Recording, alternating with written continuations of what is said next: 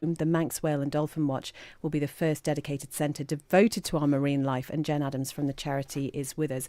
And was the Manx Whale and Dolphin Watch, it was established, about 2006, wasn't it? It was 2006, yeah, by a chap called John Galpin, who at the time he built a beautiful house on the coast in Dalby, and he started to see whales and dolphins.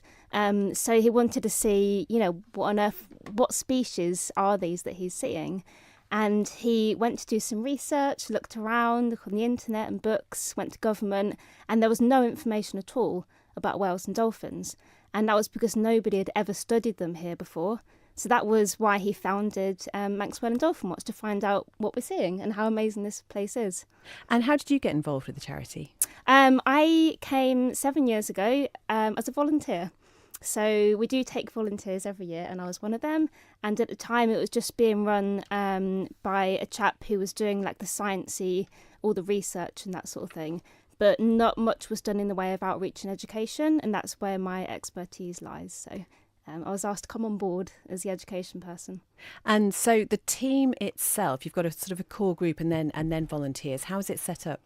Yes, so there's the three of us, myself, my partner Tom, and our colleague Bryony.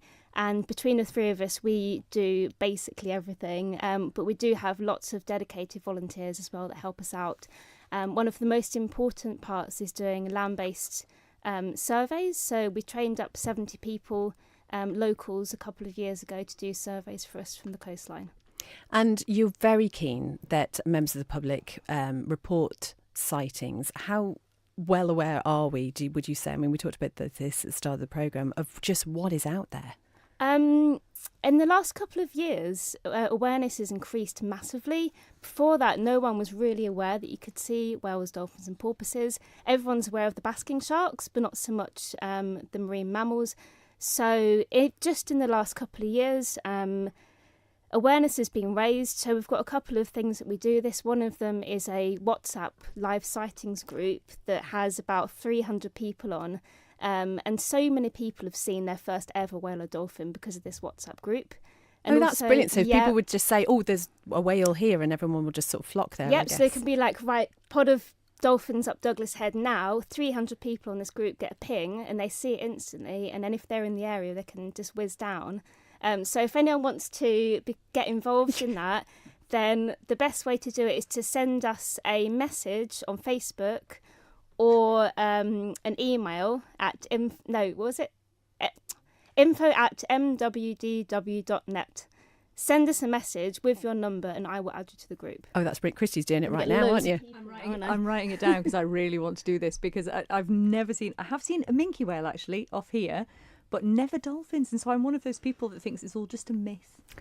But what sort of whales do we see? Because it says Manx Whale and Dolphin Watch. Like I said, I have seen a minke whale, but what other species of whale do we get? Well, minke whales are the most common and the only one you're likely to see in Manx waters. However, we do see humpback whales occasionally.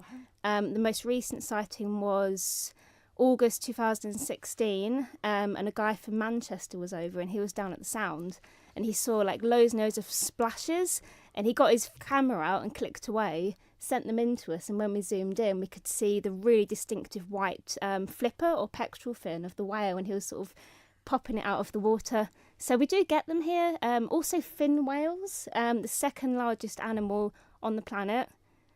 Every now and then, very rare, but we do get them. Oh, that's incredible. Wasn't there amazing footage of the guy who was fishing out here in Douglas Bay, and he put his camera down and there were lots of little... Yeah, was it dogfish? Yeah, it was amazing, yeah. Spur dogs and that sort of thing. And there was loads of herring around as well. And that was in October, I think, last year. And it was at the time where we were seeing loads and loads of minke whales that came really close in all along the east coast. Because the herrings spawn at that time of year off the east.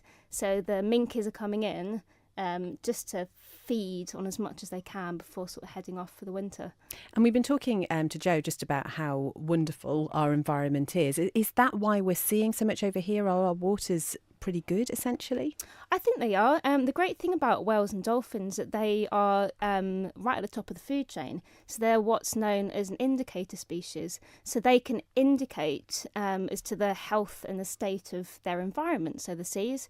So if we see that a population of whale and dolphins are doing really well and healthy, and there's lots of them, then that does indicate that we've got a good habitat for them, and there must be plenty of food for them to be eating. I'm guessing this is the sort of information that people are going to be able to find at the Visitors Centre, which is opening in Peel this weekend. It's just going to be opposite Top to Toe on Michael Street. It is, yeah. How has this all come about?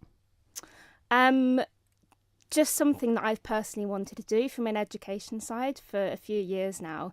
And we've been looking for premises, just like not really thinking about it massively, but if something perfect comes along, then we'll do it. So something did last year. Really good shop became available.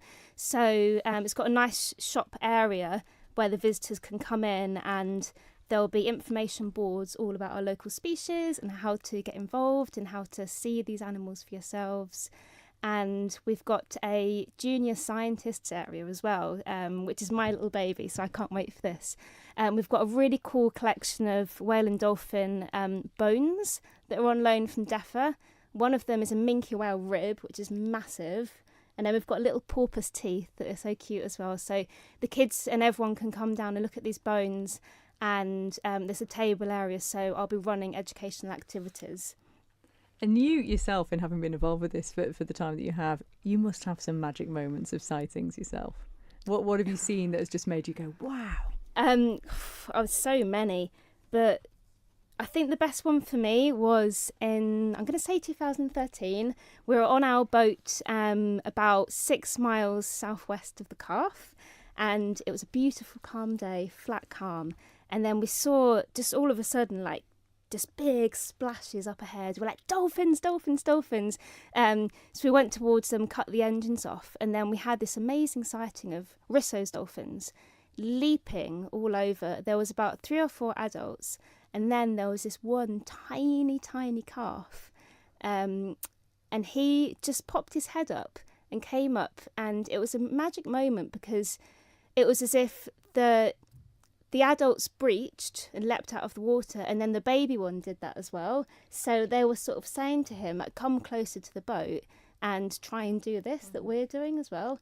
They weren't scared of us at all. They were just displaying. We had to leave them. They were there for about 20 minutes with us.